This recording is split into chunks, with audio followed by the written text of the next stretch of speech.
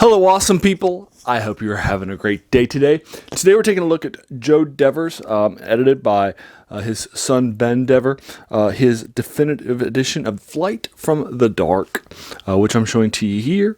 We'll be taking a look at this book here in a little bit. They have the company Magnum Press that puts out these special editions of the books from this game book series from the 80s. This book was initially published in 1984. I think the collector's edition was probably around 2016 or so, and now the definitive editions come out a little bit later. I heard that this overseas company in the UK was making these definitive editions, and so I picked up the first 5, which is the Kai series. And so we're going to be reading them and going back to them, which is awesome.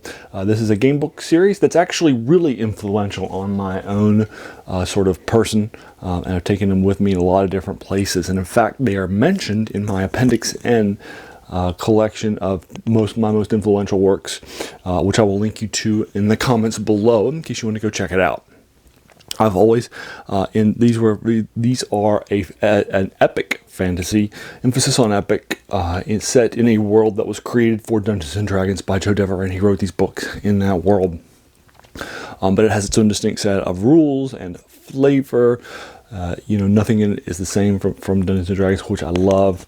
And this world building that happens in this is really interesting. Your character stays from one game book to the next, to the next, to the next, and gains all the items, all the gold pieces he found from all the places, and so forth, over time.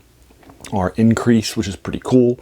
You start off with 5 skills in this book. Moving into the second book, Fire on the Water, you will actually add another skill and you'll keep gaining skills. Thus, you'll be better and better and better over time. There is a random number table at the back, which is basically just a D10, which you just close your eyes and you like randomly choose with a pen to select, but you can just play it with a die 10, which is what I do. And so forth. There are 5 books in the Kai series. There are another, but the series actually finishes at 12. They all tell a cohesive story. In the first book, your monastery is ambushed, and you have to survive and tell the king in your that once peaceful and quiet country that's now been invaded by the Dark Lords. And that begins a time of war and devastation that you're going to eventually solve in book 12. And so that's kind of how it works, which is pretty cool. And it tells one cohesive story from starting from book 1 and finishing book 12. Then there are another set of books in a new section of things, and from 13 moving on. And then there's a New Order series, which starts the new generation after you found the new order, and you can choose a new Jedi to go out there and do some fun stuff. And so this actually ends at 32 books in the series. Although again, the last section of 4 are not following along with Lone Wolf, the main character of this series. Now, in 2000, as a millennial gift to fans, and after he made his money, the game book market had obviously died down, right? And game books are really rough to read because, when you're reading a game book, just like a choose your own adventure book or other ones, sorts of books, right? You're going to be moving from page to page to page to page to page. So the books get a lot of wear and tear in just a single read. And then when you die from a combat or from a bad decision or a bad number roll with the die 10, then you have to go back and restart the character. And so now you're rereading it multiple times, right? And it might take you, a few reads and then lots of page turnings over and over and over again, right? So those paperback books were beat, and so this collection was added up to it. Flight from the Dark is the first book in the series, and this is the definitive edition. Like I said, it has 550 sections in it. I knocked it out over the last couple of days for about 2 hours a day. So it's about 4 hours total for me to read it, but I've read it like a bunch of times. But again, he gave it to free. So there's a website I'll link to you in the comments below called projectaeon.com, where you can get all of his stuff for free because he was a self-made money maker. This series is arguably one of the best-selling game books or choose your own adventure books or second person books, right, of all time out there. This put him on a map in a major way. And so he's given this out for free, so you can try out the non-collectors, non-definitive editions out there. Now, that he did put together a collector's edition, which expanded, added sections, added some additional stuff, and they also have temporary, shorter overall stories that feature, secondary characters in the series. Like Bannerton might have one in one book. I think Lord Rygar has one in another. But I've actually never read the collector's editions but I've purchased many of them, and I've just never actually gone back and reread them. But a hardcover, hard quality one is definitely a nicer way, because the book's not going to get as beat up, right, over time, and that sort of a thing. So it's a lot nicer to deal with. But again, basically what's happening is that you're a Kai monastery, you're a Kai lord. So basically you're a psychic ranger monk. You don't have a whole bunch of armor, so you're like a monk. You fight with just weapons. And you'll eventually acquire a shield.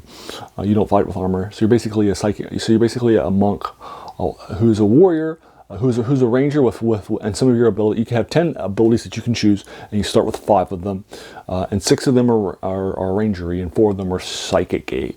And the psychics are mind over matter, mind blast, which gives bonus to your combat skill against somebody who doesn't have mind shield that protects you from people that are using psychic attacks, and then sixth sense, which detects you of things that are happening. And then in addition to the 4 psychic abilities, you have weapon skill, which is your fighting skill. You have camouflage, tracking, animal kinship, healing, and hunting. So those are all lean more towards the ranger part of the skill. So again, you can choose 5 of those, which will be used for various things. So some of them are combat related, like weapon skill and mind blasts that are used in combat. Some of them are used for healing yourself after combat, which you'll use in the text. One of those is used to find meals when you don't have any that you've carried with you, or sometimes it'll be used as for stalking, but I can't remember any stalking ones in this one. And that's hunting. And the rest of them have their obvious uses that you can tell from during the text, and so forth. Some of them are used more than others, and so forth. But so, if you're going and rereading Flight from the Dark from the first time, the definitive edition, they added a siege section at the beginning of this, which takes about 2 hours. And there's a lot of combats in the siege of the Kai Monastery. Basically, the book that was published, which I think Joe Dever would have admitted was probably the worst in the series. It had 50 fewer sections. It was pretty derivative. There wasn't a whole lot of stuff that was happening, right? It wasn't the best well read at times, because it was his first book that he'd ever written. And the opening scene, the assault attack happens. And you see it happening while cutting wood, because you're on bad guy duty, because you're not doing some of the things that you needed to do, and your name is Silent Wolf, and then so you're cutting wood with an axe, and then you see the attack on the Kai Monastery, so you move to go defend yourself. You hit your head on a tree branch, fall unconscious, and you wake up after all the Kai have died. And then you see, and they've left, and so you head out to go tell the king, and that's the first section of that book. Here, you are an active participant in the siege. The siege happened. Yeah, you do some bad guy duty, but you return, and because you weren't remembering things that you were taught in class, and then you return, and then there's an actual proper epic siege to get things started. It takes about 2 hours for me to knock it out. In fact, all my first day was reading it. It's a nice prelude, and there's a lot of combat at the siege, making this a much more combat heavy thing than before. So if you're reading for the definitive edition for the first time, I would recommend taking Mind Blast, because you need that +2 on your combat skill. You also are going to need healing to heal you, because there's a lot of combats that you're going to heal between. You'll also want weapon skill with the appropriate weapon, and give you another +2 to your combat skill. And then I recommend Sixth Sense and War Tracking, and then in order to keep yourself out of combat for as much as possible, and to keep you on the right roads. So those would be the 5 that I recommend. I take Camouflage instead of Mind Blast, but knowing now how heavy it is, there are some places that keep you out, but knowing how heavy it is, if this is your first time going through, I would recommend taking Mind Blast over Camouflage, because of how combat heavy it is. This definitive edition is. But again, you can read it for free on Project Aeon, although not the definitive or collector's editions. Those were specifically designed to be off those in order to give you, you know, reason to buy them, support, and so forth. But the whole series is on for free. Also for free is a spin-off of series on Project Aeon called World of Greyhawk that stars World of Lone Wolf that stars a wizard and who's in the southern continent of Magnamund. And then you also have some other stuff that Joe DeVere wrote that were not in the Magnamund Lone Wolf series. That's also available for free on Project Aeon too. A 4-book series, book series in a post-apocalyptic world. So he definitely is somebody who again, he made his money, so he's like, you know, there's no reason for me to keep on to it. And then he's made the definitive editions and so forth. He died a few years ago, so his son has been writing the last few books in the Lone Wolf series, as well as helping out the collector's editions and the definitive editions. Has been one of the key editors in it, and so forth. So this is a game book, not a book. So you might not be okay with me reviewing that, but again, we're reviewing fantasy, science fiction, and horror, right? So I think that's fine. Again, I keep my reviews spoiler free, so I won't tell you all the weird, fun things that happens. But there are some spoilers that happen if you've read Flight from the Dark probably about a good 7 or 8 times, like I have, over the course of my life since I read this one as a kid in 1985, the year after it was published, and I was still at grade school, and I loved it a lot. And then I went and picked up every book that was out there.